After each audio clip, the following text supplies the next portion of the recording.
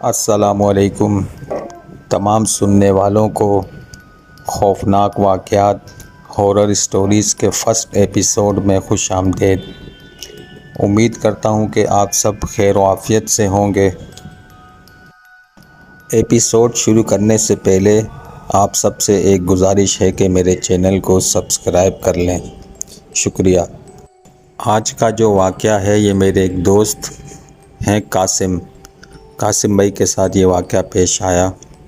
कासिम भाई कराची रिंचोर लाइन के रिहायशी हैं और कोरंगी इंडस्ट्रियल एरिया में गारमेंट्स फैक्ट्री में जॉब करते हैं। कासिम भाई का कहना है कि हमारी जो टाइमिंग है वो सुबह 9 से शाम 5 बजे तक की है, लेकिन अक्सर हमें ओवर टाइम के लिए कंपनी में रुकना पड़ता है जब काम का लोड ज़्यादा हो। तो ये उन दिनों की बात है जब काम का लोड ज़्यादा था और मुझे ओवर टाइम के लिए रात 10 बजे, कभी 11 बजे तक, कभी 12 बजे तक रुकना पड़ता था। कासिम भाई कहते हैं कि मैं एक दिन रात 11 बजे कंपनी से छुट्टी लेके जब घर की तरफ आ रहा था, पार्किंग से मैंने गाड़ी निकाली अपनी बाइक, और बाइक निकाल के जैसे ही मैं फैक्ट्री से बाहर आया तो मुझे बाइक थोड़ी भारी महसूस हुई।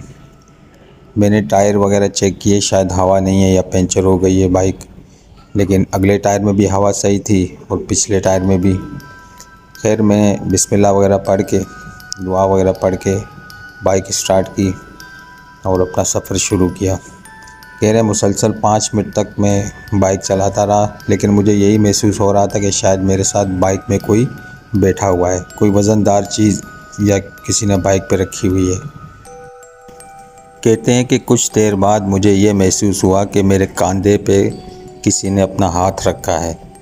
तो मैं एकदम घबरा के मैंने बाइक रोकी और बाइक से उतर गया।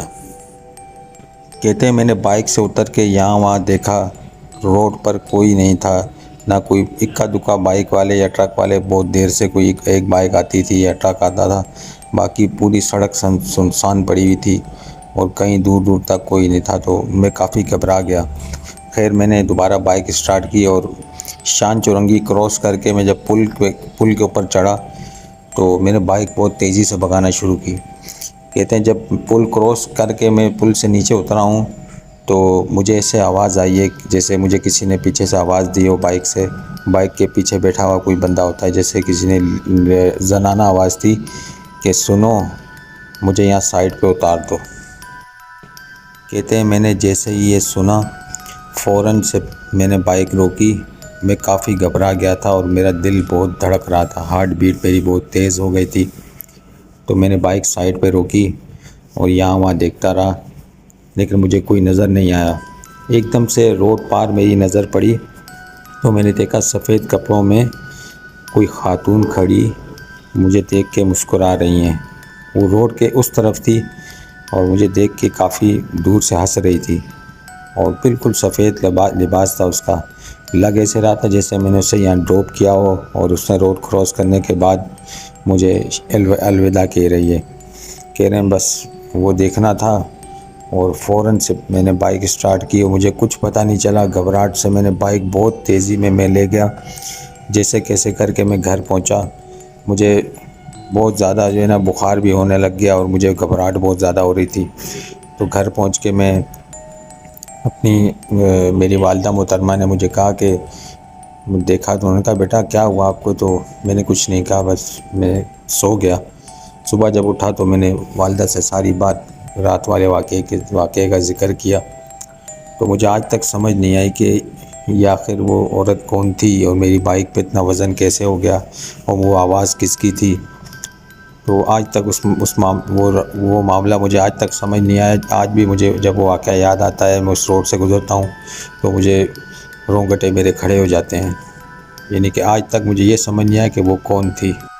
अगर आपके साथ भी ऐसा कोई वाक़या पेश आया है तो आप हमें व्हाट्सएप पे शेयर करें और चैनल को ज़रूर सब्सक्राइब करें, मुझे सपोर्ट करें।